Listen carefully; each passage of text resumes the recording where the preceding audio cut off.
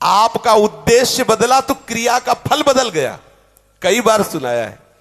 एक दुष्ट स्वभाव वाला आदमी था, तो जंगल में गड़ासा लेके खड़ा होता। वहां से चाहे वो महात्मा निकले चाहे वो गृहस्थ निकले, पहली बात उसका दंड कमंडल रुपया पैसा छीन लेना, और दूसरी बात उसको जिंदा ना छोड़ना। तो मौज, ऐसा हिंसक क्रूर स्वभाव का था, छीन लेना और मार देना। बहुत ध्यान से सुनना, ऐसा ही करता। अब एक महात्मा जो बड़े भजनानंदी तपस्वी त्यागी थे, तो ऐसे संतों के दर्शन मात्र से पाप नष्ट होते हैं। संत दरस जिम पातक टरे, बड़े भाग पाइप सत्संगा, विनय प्रयास होई भव भंगा। ऐसे महापुरुष का सानिध्य जो ही मिला तो उसने उठाया गड़ासा। तो उनका क्यों भाई, क्यों मारोगे? बोले हमारा व्यसन है, मारना हमारा स्वभाव है, हमारी आदत है, हमें नशा है, हम सामान छीन लेते हैं मारते हैं। बोले ऐसी दुर्गति होगी तेरी कि तुझे पता नहीं। वो तपबल संपन्न थे, वो जो जो बोल रहे थे वो ऐसा लग रहा था कि उसके दिमाग पे लग रहा है। थोड़ी ही देर में संभाषण मात्र, एक तो दर्शन दूसरा संभाषण, तत्काल उसके हृदय में कंपायमान, हृदय में भय पैदा हुआ, चरणों में गिर गया। महाराज मैं तो बहुत पाप की, ये देखो संत दर्शन का फल, कोई उपाय बताओ।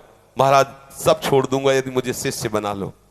तो उनका तुम्हें ऐसे शिष्य नहीं बनाएंगे, पहले तुम भारत के तीर्थों का अवगाहन करो, जब तुम पवित्र हो जाओगे तब तुम्हें शिष्य बनाएंगे। तुमने बहुत सी हत्याएं की है, बनाएंगे शिष्य, लेकिन पहले भारत के तीर्थों में भ्रमण करो।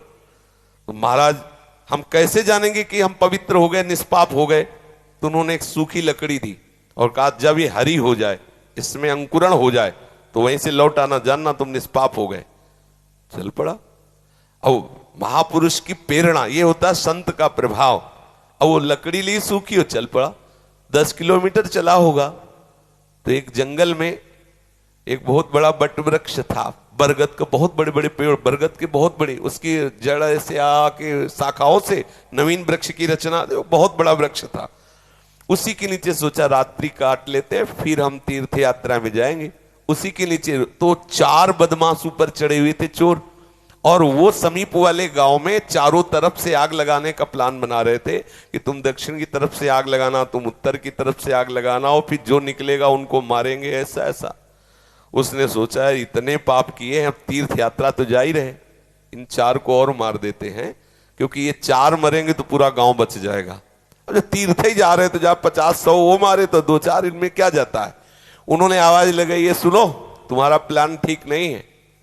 तो देखा कि कोई हमारे प्लान को सुन लिया। तो उनका देखो हम तुम्हारे गुरु हैं इस बात के, जीवन हो गया गड़ासा चलाते हुए, मुझे पता है तुम फंस जाओगे, नीचे उतरो।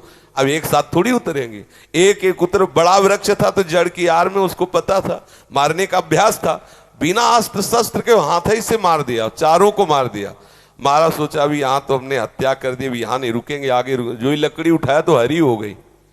गुरु जी लोग कहा था लकड़ी हरी हो जाए तो वापस आ जाना तीर्थ यात्रा। अभी तो कोई गंगा नहाया नहीं, जमुना नहीं नहाया, तीर्थ यात्रा नहीं की, और लकड़ी हरी हो गई, पर गुरु ने कहा था हरी हो जाए तो वापस आ जाना। वापस चला गया। जो ही पहुंचा, कहा गुरु जी दंडवत। बोले तीर्थ यात्रा के लिए भेजा था, वापस कैसे आ गए? बोले आपने कहा था जहां आपकी लकड़ी हरी हो जाए वहीं जान लेना, पवित्र हो गए। तो गुरु जी लकड़ी तो हरी हो गई। तो बोले किस तीर्थ में लाया? बोले ला आया नहीं, 4 को और मार दिया।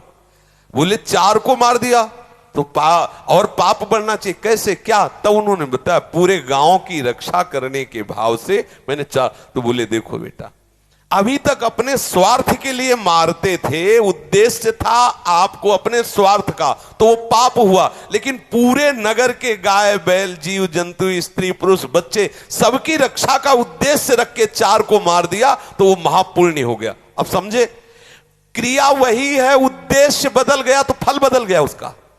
आप गृहस्थ में जो क्रियाएं कर रहे हैं वही क्रियाएं प्रभु के लिए करने लगे, उद्देश्य बना ले प्रभु की प्रसन्नता, बात बन गई।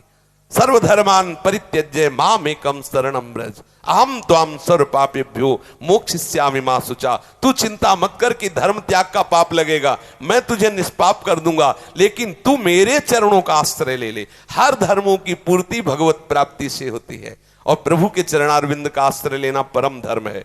जो धर्म कर्म प्रभु की प्राप्ति में बाधा पहुंचावे तजिए ताहि कोटि वैरिशम, उसे करोड़ों दुश्मन के समान त्याग देना चाहिए। जैसे तजियो पिता प्रहलाद विभीषण बंधु भरत महतारी गुरुबलि तजो कंत ब्रज बनितन, बोले भेमुद मंगलकारी। इसलिए अपने जीवन का लक्ष्य प्रभु प्राप्ति बनाने वाले के लिए हर धर्म भगवत प्रसन्नता के लिए किया जाए, वही हो गया भगवत प्राप्ति का हेतु। समझ रहे?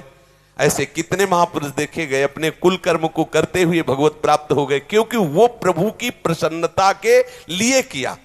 अभी क्या करते हैं हम, जो भी करते हैं अपने सुख के लिए करते हैं, अपनी राजी के लिए करते हैं, और भक्त प्रभु की राजी के लिए करता। क्रिया वही है, उद्देश्य बदल गया, उसका फल बदल गया। समझ गए आप?